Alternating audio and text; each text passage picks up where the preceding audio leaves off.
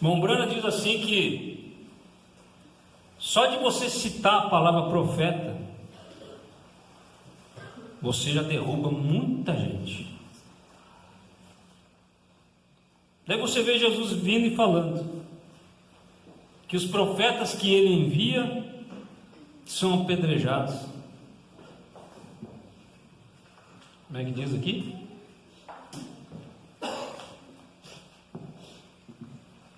Que matas os profetas e apedreja os que te são enviados. Lá em São Mateus capítulo 10, verso 41 diz assim: quem recebe um profeta na qualidade de profeta, receberá galardão de profeta. Galardão é um prêmio, é ser amigo do profeta, é um galardão, você receber um profeta na qualidade de profeta. Lá em 2 Crônicas 20, verso 20, também parte do versículo lá do Velho Testamento, diz assim que crê no Senhor vosso Deus e estareis seguros. Crê nos seus profetas e prosperareis. Isso aí, muito bem, vamos seguindo assim. Crê no Senhor vosso Deus e estareis seguros. Crê nos seus profetas e prosperareis. Vai em Amós, capítulo 3, o verso 7, diz assim: certamente o Senhor Jeová não fará coisa alguma, sem antes revelar os seus segredos aos seus servos profetas. Agora veja a importância do profeta, a importância de todos os profetas da Bíblia, ao ponto de Deus dizer que Ele não fará coisa alguma, se antes revelar os seus segredos aos seus servos profetas. Deus, Ele usa homens. Deus, o homem é um instrumento de Deus.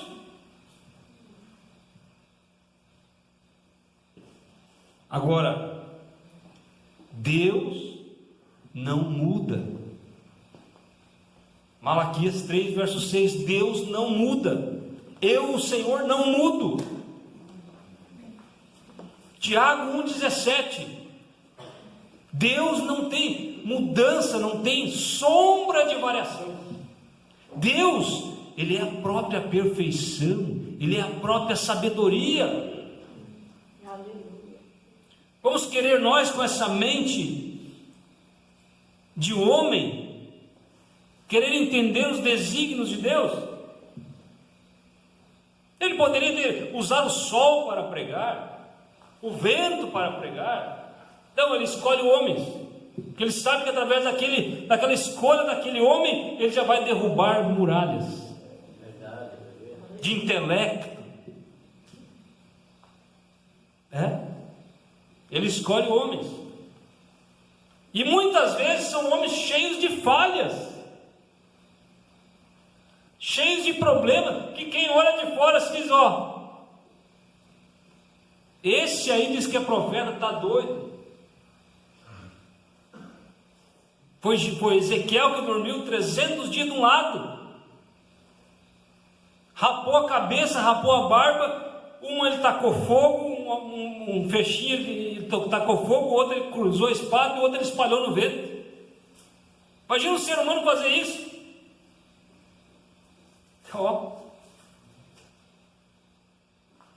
Mas no entanto é profeta de Deus. Efésios 4:11, Ele mesmo. Quem é esse Ele mesmo? Deus. Ele mesmo deu uns para apóstolos, e outros para profetas, e outros para evangelistas, e outros para pastores e doutores. Agora, o que ele quer enviando esses ministérios? Qual é o objetivo dele? De enviar profetas, apóstolos, querendo, no 12, querendo o aperfeiçoamento dos santos, para a obra do ministério, para a edificação do corpo de Cristo, até que todos chegamos à unidade da fé e ao conhecimento do Filho de Deus, a varão perfeito, à medida da estatura completa de Cristo, para que não sejamos mais meninos, inconstantes, levados em roda por todo o vento de doutrinas, pelo engano de homens.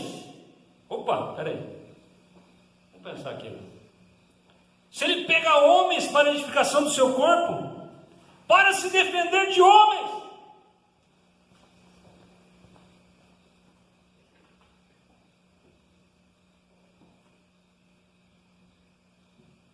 que com astúcia enganam fraudulosamente.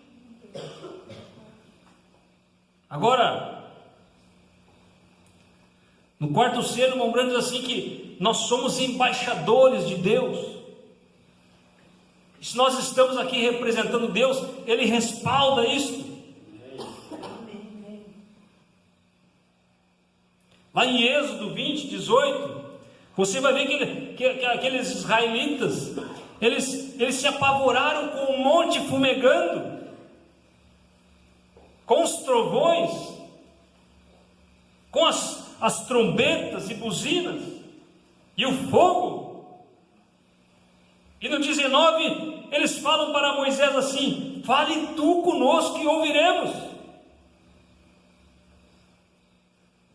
E não fale Deus conosco para que não morramos. Quando Deus quer falar, Ele usa esses 5 ministérios para falar ao seu povo, aos seus escolhidos. Amém. Lá em 1 Samuel 8, você vai ver Israel pedindo um rei. E aquilo causou um desconforto em Samuel, que ele pegou e disse: eu vou orar ao Senhor. Israel era guiado pelo profeta, pelo assim diz o Senhor, e eles chegam em Samuel e pedem para ter um rei como as outras nações.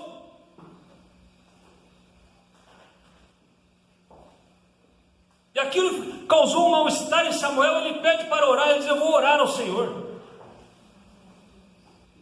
O que Deus falou para ele no próximo verso 7? Pois não te rejeitaram a ti, te rejeitaram a mim.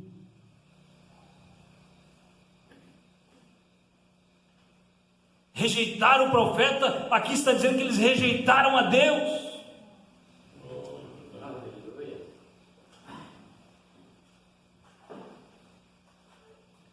Vamos seguir adiante? Amém. Lá em Mateus 4, verso 4, quem já sabe de cor essa escritura? Deixa eu ver. Nem só de pão viverá o homem, mas de toda a palavra que sai da onde? Da onde? Toda a palavra que sai da boca de Deus. Lá em Amós 8, você vai ver dizer que Deus dizendo que enviaria sobre a terra fome. Ele enviaria sobre a terra fome. Tudo bem, tem muita gente passando fome, mas ele diz assim: nem fome de pão e nem sede de água, mas de ouvir a palavra de Deus.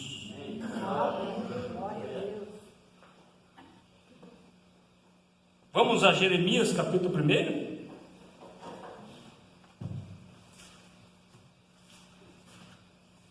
Você vai ver o que é uma chamada para um profeta de Deus. Jeremias capítulo 1. Palavras de Jeremias, filho de Ilquias, dos sacerdotes que estavam em Anote, na terra de Benjamim. A ele veio a palavra do Senhor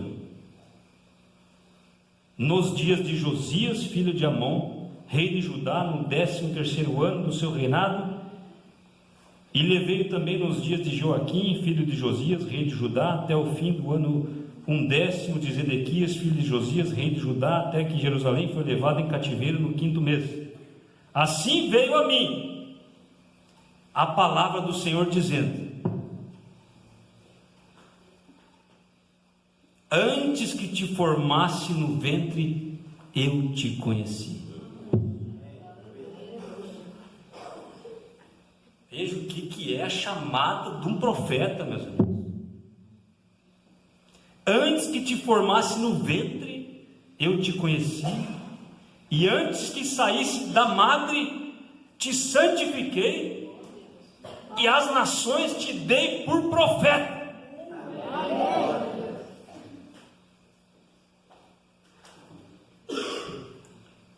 Então eu disse: ah, Senhor Jeová, eis que eu não sei falar, porque sou uma criança. Mas o Senhor me disse: não digas, eu sou uma criança, porque aonde quer que eu te enviar, irás, e tudo quanto te mandar, dirás. Não temas diante deles. O profeta tem que ser destemido, porque eu sou contigo para te livrar, diz o Senhor.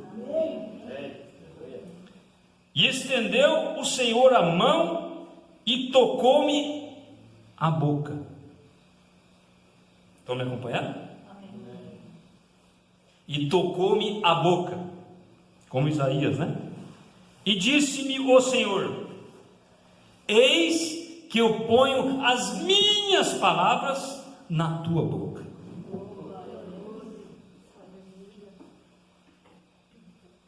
Nem só de pão viverá o homem, mas de toda a palavra que sai da boca de Deus. Ora, então, será que eu estou sendo exagerado em dizer que o profeta era a boca de Deus?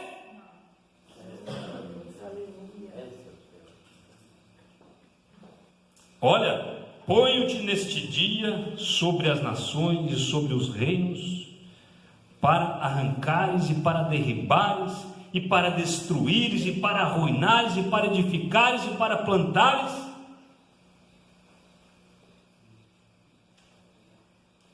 Até aqui.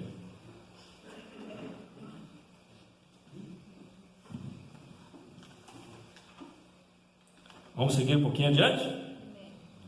Lá em Tessalonicenses 2, 2 Tessalonicenses 2, a fé vem pelo e ouvir a palavra de Deus. Isso está em Romanos 10, 17. A fé vem pelo ouvir e ouvir a palavra de Deus. Lá em 2 Tessalonicenses, porque já no 7, 2,7, 2 Tessalonicenses 2,7, porque já o mistério da injustiça opera. Somente há um que agora resiste, até que do meio seja tirado. E então será revelado o iníquo, a quem o Senhor desfará pelo assopro da sua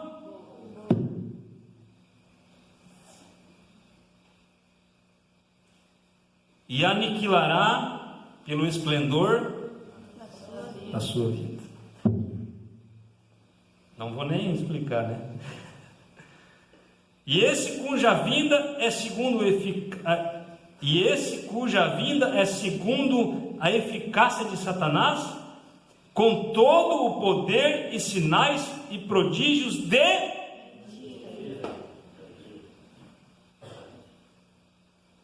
Ou seja, Deus levanta um profeta para pregar contra as mentiras de Satanás, que são religiosas.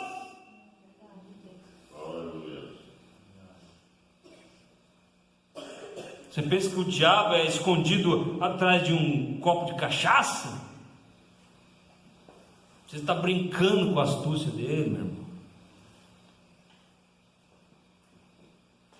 E com, no 10, né?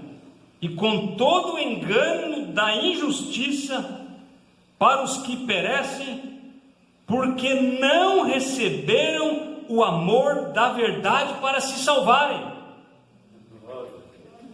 Olha isso aqui. Não receberam, certo? O amor da verdade para se salvarem. O que acontece agora? E por isso Deus lhe enviará a operação do erro, para que creiam na mentira.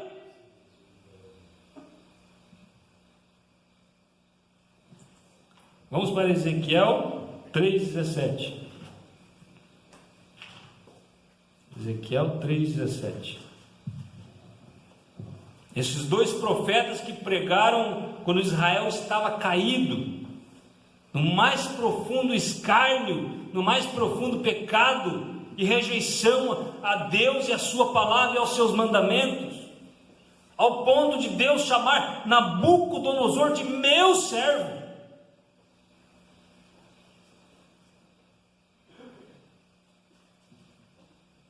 Para cumprir o juízo de Deus. E esses dois profetas estavam pregando para Israel. Jeremias pregou 40 anos, só um creu na sua palavra. Um profeta que antes do ventre, antes de ser formado no ventre, Deus já o tinha separado por profeta. Oh, glória a Deus. Pregou 40 anos em cima de uma geração perversa. E somente um etíope lá creu na palavra dele e foi livrado depois. Você pensa que é brinquedo ser profeta, é? Daí depois vem Ezequiel, a mesma comissão. Daí no 3,17 diz assim: filho do homem, eu te dei por atalaia sobre a casa de Israel, e tu da minha boca ouvirá a palavra e os avisará da minha parte.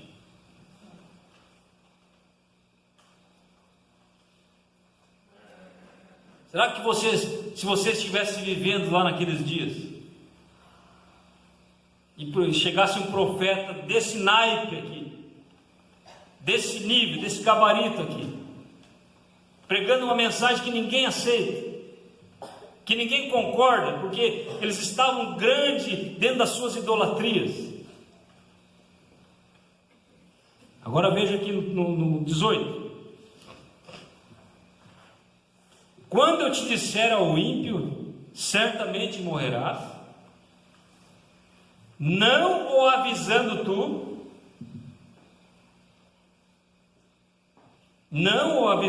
ou seja, quando eu te disser que o ímpio vai morrer, e tu não avisar, não falando para avisar o ímpio acerca do seu caminho ímpio, para salvar a sua vida, aquele ímpio morrerá na sua maldade, mas o seu sangue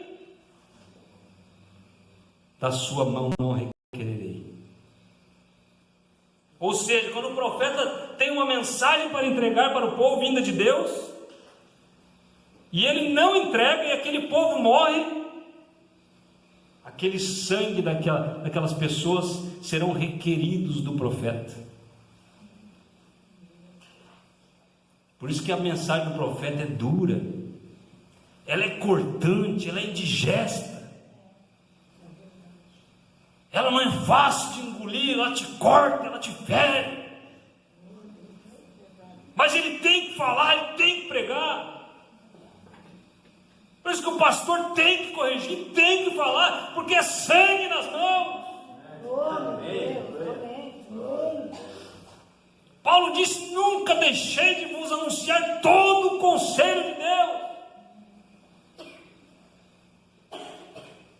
Chegar naquele dia e Deus dizer: você não pregou o que eu mandei você pregar, você queria um evangelho açucarado, você queria um evangelho frouxo, de liberal, como aquela moça que foi para a morte,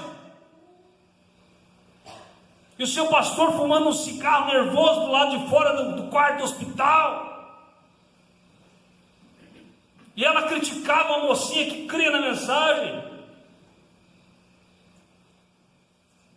e de repente aquela moça na ânsia da morte, o seu pastor foi lá para consolá-la e disse: saia daqui, seu hipócrita, eu estou morrendo e você não me falou a verdade.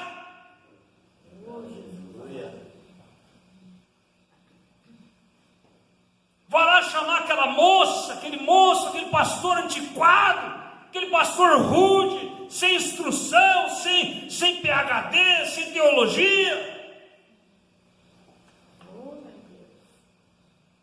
Vai lá chamar ele, porque ele sim fala a verdade para o povo. Oh, glória a Deus, aleluia. Talvez ele não tenha multidão bajulando ele, em roda dele, e dando dízimo para ele, e fazendo isso e aquilo, bajulando ele, não. Mas quem sabe ele está como João Batista, ele está como Elias, pregando a verdade. 40 anos ninguém creu em Jeremias.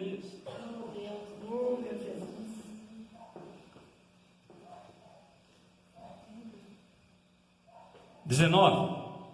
Mas se avisares ao ímpio a ele se converter da sua impiedade, do seu caminho ímpio, ele morrerá na sua maldade, mas tu livraste a tua alma.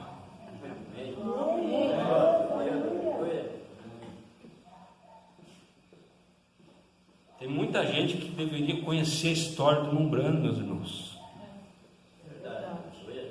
Conhecer a fundo, ver o que foi o levantar desta mensagem lá na América, saber o que custou isso. Deus deu a comissão para o irmão Branco e ele rejeitou, deu ouvidos à sua sogra.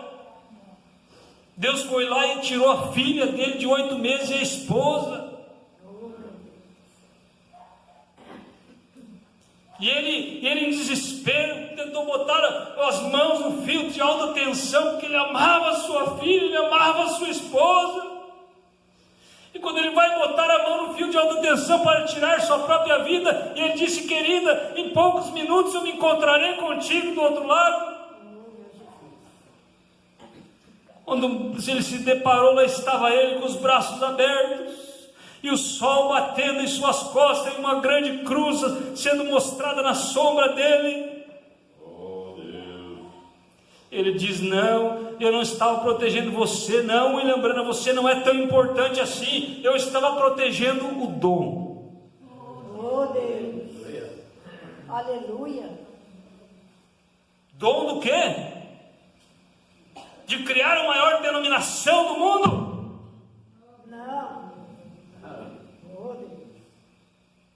De se tornar um grande evangelista da nação?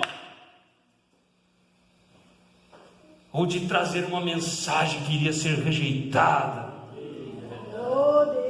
queria ser criticada, queria ser zombada? Quem não comer da minha carne, não beber do meu sangue. Que mensagem é essa, gente?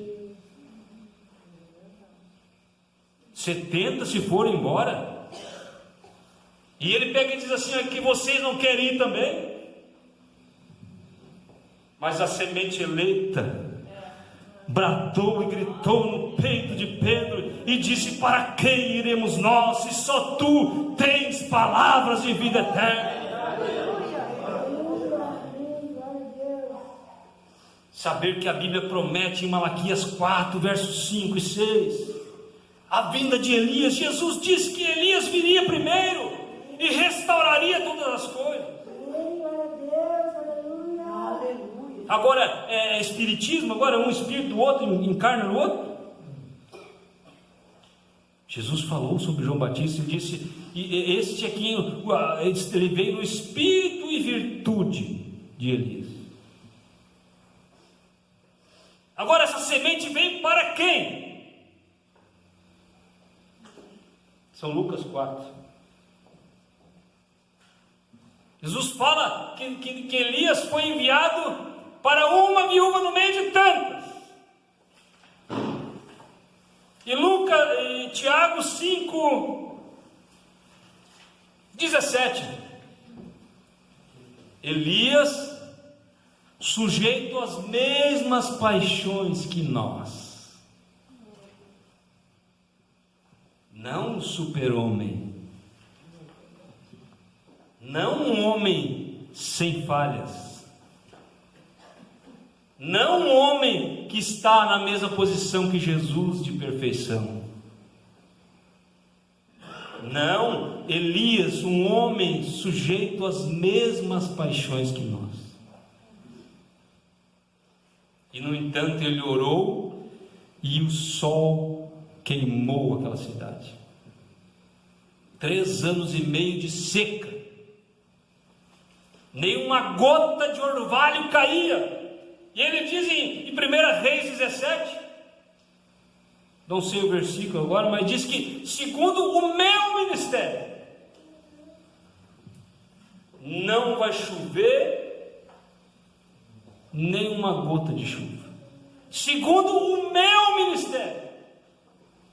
Veja, irmão, o que é um profeta de Deus, irmãos? Agora esse profeta vem sempre numa geração caída, prestes a vir o juízo de Deus chegar. O juízo está encostando, Deus envia um profeta com a mensagem. Vai ver. Israel estava caído. Nabucodonosor estava para chegar com todo o seu exército para cumprir o juízo de Deus em cima de Israel, em cima de Judá, ao ponto de ele chamar Nabucodonosor de meu servo. Ele vai e levanta Jeremias e levanta Ezequiel, para não dizer assim: eu não estava sabendo de nada, ninguém me avisou de nada. Mas foi pregado. E você vai ver quando Deus ordena Elias para sair lá da perseguição, do riacho que secou, melhor dizendo. Ele diz assim: vai lá que lá ordenei uma viúva para te encontrar. Veja que tem, o Mombrano diz que aquela viúva era do calibre de Elias.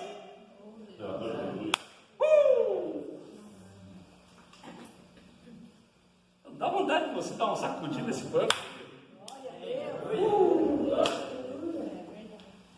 Vai para lá, para tal lugar, assim que eu ordenei uma viúva. Gente, ela não estava sabendo de nada.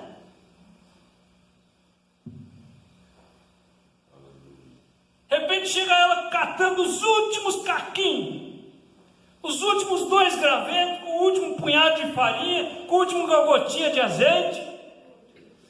E ela disse: vamos comer e vamos morrer, porque não tem mais nada. Enviarei fome sobre a terra, nem fome de água, nem sede de pão, mas de ouvir a palavra de Deus. Aleluia. De repente ela levanta os olhos, já de uma noite difícil, de uma noite de lágrimas, de choro, de oração, seu filho morrendo, a carne definhando, o corpo já fazendo uma autofagia, se alimentando dos próprios músculos e carnes. E ela disse: esse bolo é tudo que temos, é comer e morrer, meu Deus, me ajuda. Aleluia. É muitas vezes nessa hora que ele chega, irmão.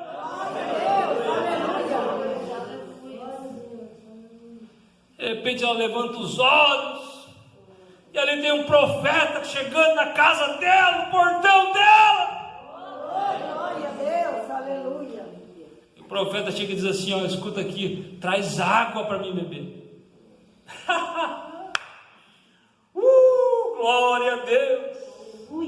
Traz água para mim beber. Você quer dar água para o profeta nessa noite? Amém. Dá água para esse camelo. Você quer dar água para esse camelo nessa noite? Aleluia. Hein, Rebeca? Quer dar água para esse camelo? Tu deu água, é o camelo que te levou para encontrar um noivo. E ela ali: água? Água? Você está de brincadeira comigo, seu velho caduco? Sai daqui!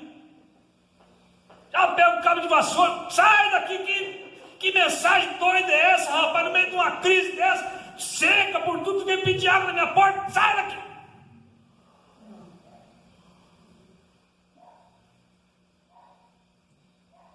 Vai, que eu ordenei uma viúva.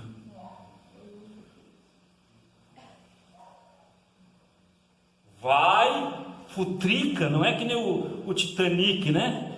Vai futricar lá no passado, lá. Ó, que o seu submarino implode, hein?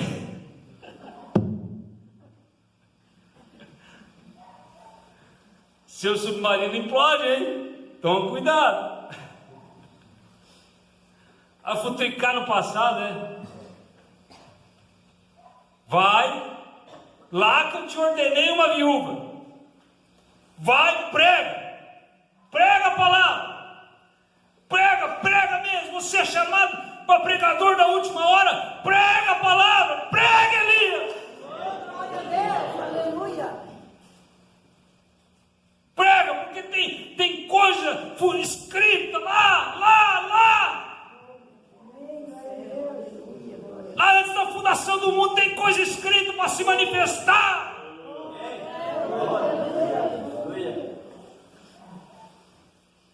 O que era Elias falando ali naquela hora?